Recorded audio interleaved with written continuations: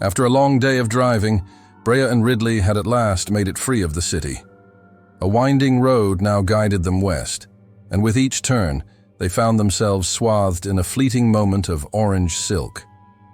The lazy sun had drawn the horizon's blanket up to its chin like a drowsy giant. Ridley's main focus was the road, an anxious driver who feared the sentinel oaks that flanked him on both sides. Tall and imposing, they cast a verdant, dark canopy that turned the blue day overcast with leaf-green clouds. Beside him, a sweet voice broke the silence, soft lips wet by a nervous flick of the tongue. "May I get a share of that?" Brea asked. Ridley responded, his eyes briefly darting to the rear-view mirror as he gradually eased off the pedal. "Share in what?"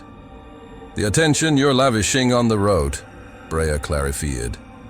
"Last thing we need is to turn our holiday into a countryside ditch misadventure, especially while I carry precious cargo," Ridley responded, his gaze caressing her. Brea was beautiful.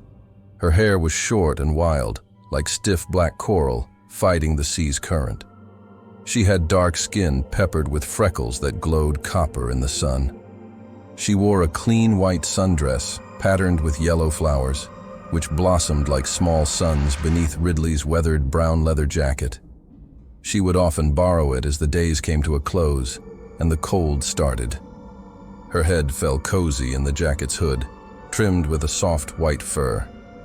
"Just teasing," Brea replied with a smile, her hand tender on his back as he was more than a palm's breadth from sitting comfortably. "Something else is on your mind," Ridley said. "We're never 5 minutes from home before you're queuing up some ghastly tune on the radio." "Oh, very nice. I'll have you know my taste is impeccable, thank you very much," Brea defended with a wide grin. "Spill it." "I'm just really proud of you. I know it's rough for you getting out of the house. Commitment." Brea spoke earnestly, her index finger traced delicate spirals along his back. "Mum was starting to think I'd made you up." Brea looked at Ridley, their eyes met like earthly brown sprouting lush green grass. Even while seated, his height was unmistakable. His fiery red hair brushed the car's roof, flowing long and artfully swept behind his ears. He wore a navy shirt, tailored and smartly tucked. It was Brea's favorite, for it was soft to the touch and cradled his waist perfectly. "Does she now?" "Well, maybe you're the one behind the wheel, chatting away to yourself like a madwoman," Ridley quipped. "Hey!" Brea laughed, her fingers playfully dancing along Ridley's side.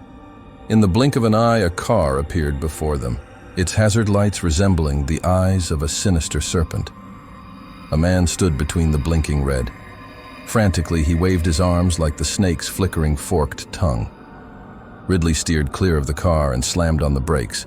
After a tense moment of skidding, they came to a halt. I'm sorry," Brea repeated in a panicked frenzy. With his hand entwined in her hair, lost in the soft strands of night, Ridley spoke reassuringly. "You're okay, chicken. You're safe." With a gentle pull, he planted a kiss upon her brow and shifted the car into reverse. "You think they need help?" Brea asked, her tone now calmer. "Likely just a flat or something. Hopefully they have a spare, then I can help." Stepping out of the car, Ridley graced the elderly man with a polite smile, but instead of reciprocation, he was met with an unsettling glare. His eyes were large, black, and encumbered by heavy, sleep-deprived purple bags that were bundled in wrinkles. His pallid skin appeared frail, while tufts of gray facial hair sprouted in patches across his jaw and upper lip. His clothes, mostly shades of navy and forest green, seemed ill-fitted, as if borrowed from a larger frame. Ridley noticed a figure in the back seat, their eyes forward and head still. "Need a hand?" Brea spoke, her words offered in an attempt to dispel the tension she sensed rising. "My Ridley's good with cars and I'm good with small talk." "Well, you two are sweet. I'm quite small talker myself," the man replied. His accent was elusive and thick, requiring a moment for it to make sense. "Got a flat?" Ridley asked. "Flat?"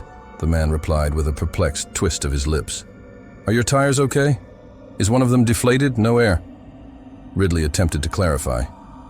No. Tire... Okay. The man smiled, withholding any further information. Beads of sweat dappled his forehead, racing the curves of his deeply etched wrinkles. Go wait in the car, honey.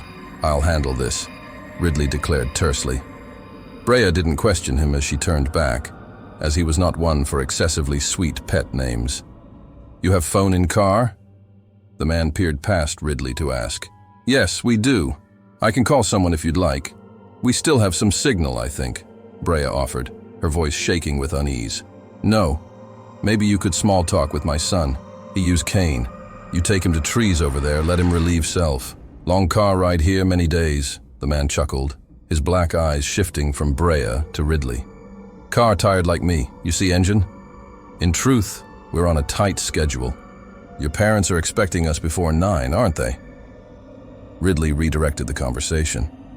Yeah, Dad's eager to show you his hunting gear. Maybe take you pheasant shooting in the morning, Brea fibbed, her upper lip shimmering with sweat. The man's tone grew grim as he replied, I think you stay. Good with cars and small talk, you say. Sorry, but do you have someone we can contact? We'll do it on our way, Ridley said. No phone call. It okay. Thank you for stopping, the man responded. He extended his hand. Tremors were noticeable from fingertips to elbow. Against his better judgment, Ridley accepted the man's hand. The skin felt as thin as paper, and his nails were long and dug deep into Ridley's wrist. You have strong shake, warm. He pulled Ridley closer, attempting his best to grapple with him. As chaos unfurled and Ridley resisted, the car door swung open and a cane planted firmly into the earth. A young man emerged, handsome yet frail with thin brown hair. With a wobble, he raced to their side and placed a black bag over Ridley's head. Amidst the darkness, Ridley felt the warmth of his breath flood the bag and wash over his face. The fabric had an odor to it that tasted sweet and clouded his senses. Hands clawed and assaulted him relentlessly. Although battered, Ridley was stronger. He wrestled himself free and tore the bag from his head. Brea was crying out in fear and distress as he crawled into the car, yet the world seemed silent. Ridley's foot pressed firmly on the pedal, and the tires released plumes of smoke into the air. His senses grew increasingly disoriented, limbs seeming detached from his body. The road now twisted and spiraled in bewildering circles, and the trees that once stood sentry now marched forward, seemingly closing ranks against him. Stay away from the fire, Ridley mewed, as the car flooded white. Hello, my sleepyhead, Brea greeted tearfully. Ridley's eyes opened and traced the contours of the sterile white room with measured caution. The distant howl of a car horn echoed in the back of his mind, twin beams of white light racing toward him. A warm hand cradled his, its touch familiar. Brea was by his side, her eyes swollen red and rimmed with purple. Ridley's lips parted and his tongue danced the words, but only a hoarse croak drooled free. It's okay, chicken. You're safe. Brea shuddered the words. He'd seen her grieve once before, an aunt he'd never had the chance to meet. Yet this was beyond that. She was already in mourning.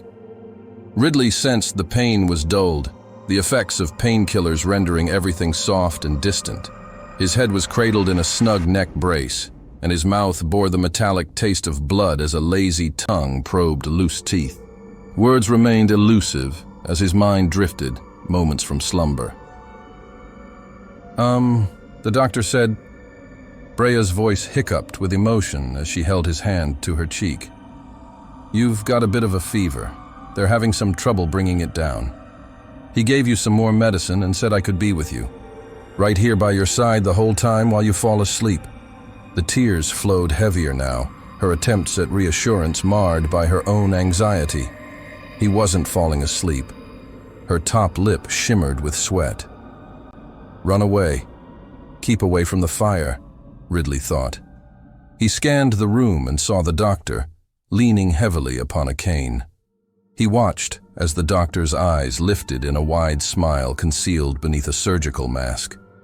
Panic seized Ridley, Yet the spurious medicine had already sailed the rivers of his veins. He was powerless to shake off Brea's gentle embrace as though he were a delicate and broken thing. "I love you," she whispered into his ear. "I love you. Now run." The words remained trapped in his mind, unspoken. Her tears fell upon his cheek, turning into wisps of steam. Amidst the night, red serpents of flame writhed and coiled. They slithered ever higher, their tongues of smoke licking the dark sky, extinguishing stars with each insatiable gulp. Bullets flew and lit the sky in falling meteors, their tails long with wisps of heat. Men cried out, their voices high like babies, clutching damp red worms to their open stomachs. Once they had acted valiant and spirited. Now they were naught but green boys. The fire within the trenches had rendered Ridley's body a deep, baked brown, the smell sickly sour. Clumsily, he fumbled with a grenade pressed against his chest. A cold, muddy hand plucked it from his trembling, blackened fingers. A green boy had crawled up beside him, now dyed red and brown. Death seeped from the burnt stumps behind him. He gave Ridley a hug before he fell, exhausted, into his lap, his eyes watching the stars fall out of the sky one by one. "Keep away from the fire," Ridley whimpered, but the world was loud, and the boy was ready. He pulled the pin. Ash clung to his fresh skin, and around him the hospital had fallen, timber aflame with scarlet lightning. How many souls had this sinful rebirth consumed? His body felt weightless as he was dragged without care through the choking smoke into the open air. A prick in his wrist brought a familiar face into view, black eyes gazing hatefully into his own. The needle plunged deep, its venom cold. "The injection my son gave you. Very potent. A test to bring out the fire.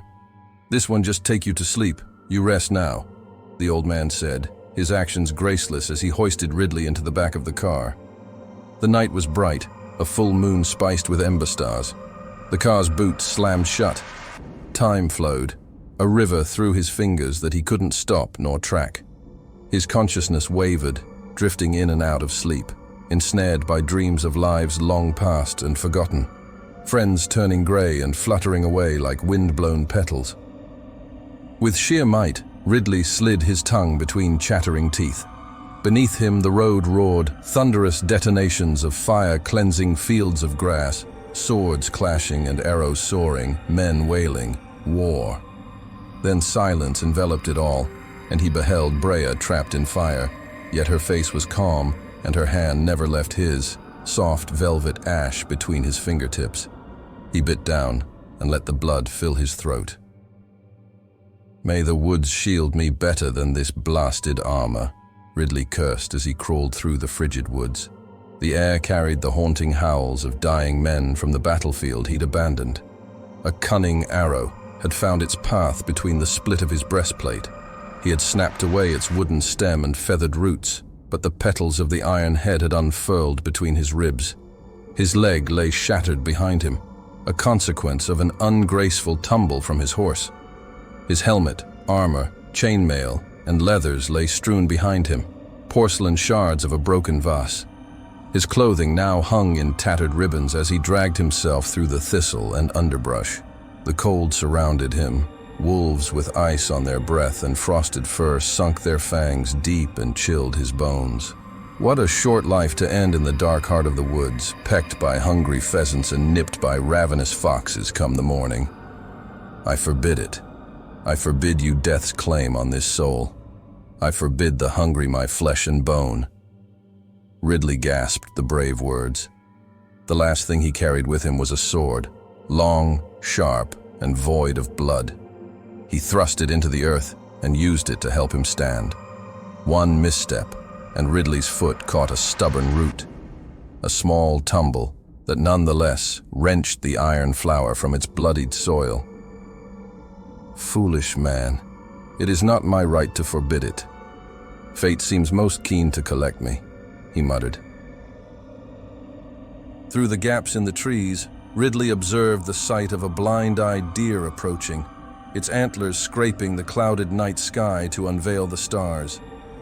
As it drew nearer, the biting wolves fled, and a den of snakes coiled around him, bundling him in warmth. The deer's front legs rose, and the creature began to walk upright on its hind legs. Ridley could now discern that its antlers were coiled white serpents, lively with forked tongues and chattering mouths. The deer's cloven hooves unfurled into black hands that shimmered like fractured flint. "Not arrow nor sword shall be your day's end," the snakes spoke in unison, their tongues flicking embers into the night air. "The womb of fire shall nurture your rebirth, bringing you into the world anew from the ashes. Consent, and you shall witness as many suns as the night beholds stars. But know this, whoever shares in mother's heat shall become mine." Without hesitation, Ridley accepted the deer's hand, longing for warmth above all else. An intense agony surged through his body, numbing his senses and sending him into fits of maniacal laughter, emerging like wraiths of gray smoke from his tortured form.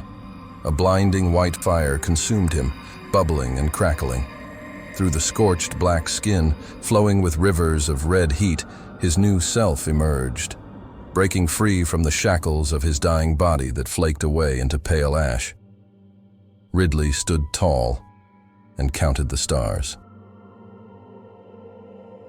A mantle of radiant steel draped over Ridley's shoulders, its glowing red metal coursing down his arms, cooling only as it reached his fingertips. His body billowed wisps of black smoke, shrouding the sky in a vast ashen haze that suffocated the old man as he approached him. His son lay unconscious in his arms as he rescued him from the wreckage. "Give my boy the fire. Let him see sun again," implored the old man, his ugly black eyes lost in swollen red. "The cane won't hold him up anymore. Let him rise from ash like you. Then carry him into the woods and tell him to ask the devil nicely," Ridley responded bluntly, his mind filled with the wails of Brea's voice in the rising smoke, her face flickering in the wild flames. The old man collapsed, his son's feeble head resting in his lap. "You're a monster," he yelled. "Unnatural," he wept. Ridley stepped off the road and ventured into the forest. He inhaled a breath of cool air and turned to address the old man. "Then let your boy die. Let him be natural." With his body blanketed in cold metal, Ridley marched alongside the towering oaks. Uncertain of his destination and the path to follow, he allowed himself the freedom to wander, guided by the shifting winds. When the air grew cold, he turned. When it warmed, he quickened his pace. His feet became bloodied and splintered until he stumbled upon a clearing, the moon at the peak of the midnight mountain, casting the forest in a pale glow. Exhausted, he sank to his knees and heard the approach of 4 gentle hooves, which, as they drew nearer, became 2.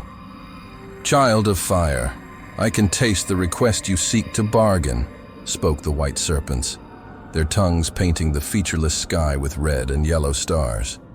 "But all deals must be made fair. The fire hungers. You will be the table ever set, the bowl forever full. Flames shall etch your flesh and never leave you cold. Until the sun's light is extinguished, you shall be mine, my fire's pet." "I accept," Ridley declared, extending his hand, expecting the deer's hoof to blossom into 5 stone petals and clasp his own. Yet his hand remained suspended in the air.